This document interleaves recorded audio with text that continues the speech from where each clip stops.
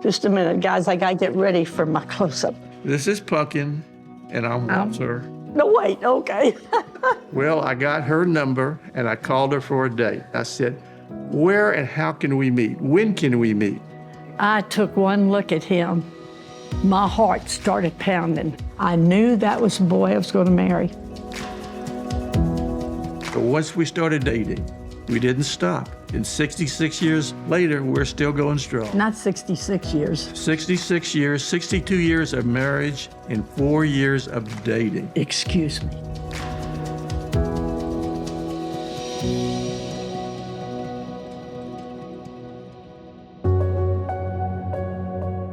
Clyde was a student athlete at the University of Houston playing basketball. And he saw in my bio, he said, I heard, young man, you're interested in finance.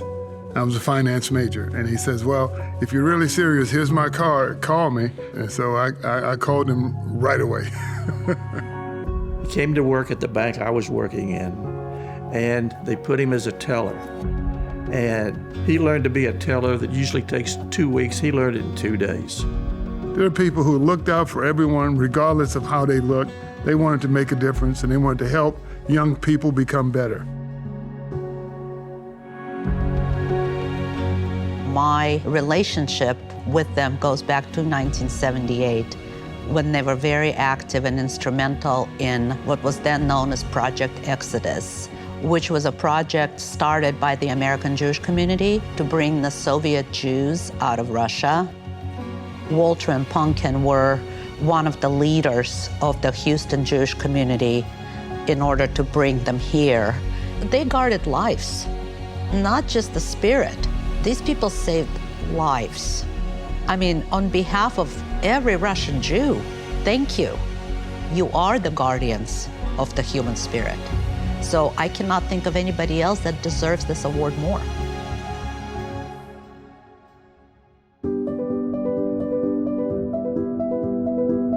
Punkin and Walter are the warmest and most fun people to be with. They share their warmth, they share their love, they share their resources, and they're just wonderful people. When you observe Walter and Punkin communicate, they're like two parts of the same being. Like you can't imagine them apart from each other. Walter, stop it. Learn to enjoy things. I got a busy day to do. To do what? We're going to Costco to get hot dogs. Okay. Afterwards. We got a real busy day. They're different. She's obviously more outgoing and more verbal than he is, but they're a good combination. The best example of the two of them together is that they were one of the first groups of people that called me when I started working at the museum. Punkin and Walter have a tremendous quality about them of embracing people. It's one of the best friendships I have, being a part of the Hecht family for over 42 years. Long time, isn't it?